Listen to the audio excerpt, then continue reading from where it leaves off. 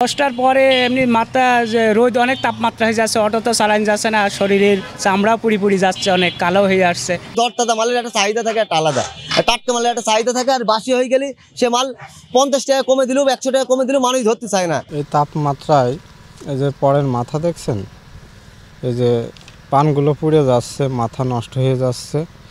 আপনার অতিরিক্ত তাপের কারণে এই যে পরগুলো মনে করেন যে ক্ষমতা কম হয়ে যাচ্ছে, যার কারণে ফলন কম হচ্ছে। চুয়াডাঙ্গাতে যে তাপমাত্রার ডিগ্রি চলছে, আপনার এই আমাদের এই ফলের ব্যবসা করি, এই ব্যবসায় মনে করেন যে এই লেবু, আপেল, আঙ্গুর সব শুকিয়ে আমাদের মনে করেন যে জিনিসটা হয়ে যাচ্ছে। আমাদের মনে করেন এই বছরে আমরা যা ক্ষতিগ্রস্ত ব্যবসায়িকরা, তাই মনে করেন যে আপনার মনে করেন যে একটা মাল আপনার 50,000 60,000 টাকার মাল নিলে আমরা 20-30 হাজার টাকা ভরাতে পারছি না, এবং মনে করেন যে আমরা খুব দুর্ভোগ রয়েছে ব্যবসাদাররা। মানুষ মনে করেন যে আমাদের কাছে মনে করেন যে একটা মানুষ 50,000 টাকার মাল দিতেছে, কিন্তু আমরা বেঁচে কিনে তাদের ঠিক মতো পয়সা করে দিতে পারছি না।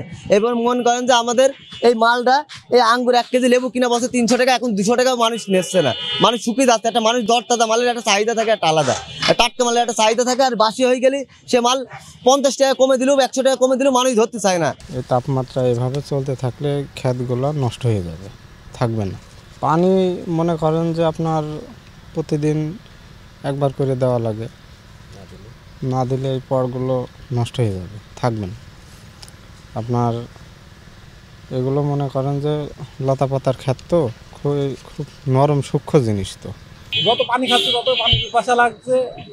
গাড়িতে মাল থাকলে গাড়িতে পা উঠে আসে, পা উঠে গরমে নষ্ট হয়ে যাচ্ছে। অনেক সময় অনেক দোকানদার অনেক মাল ফেরতও দিচ্ছে গরমে। 10টার পরে এমনি মাত্রা যে রোদ অনেক তাপমাত্রা হয়ে যাচ্ছে, অটো তো চালান যাচ্ছে না, শরীরের চামড়াও পুড়ি যাচ্ছে, অনেক কালো হয়ে আসছে। তে প্রায় 2টা-3টা পর্যন্ত প্রচুর তাপ থাকছে চুয়াডাঙ্গায়, এরকম প্রায় 40-এর ওপরে থাকছে, এরকম 42-40 এরকম থাকছে।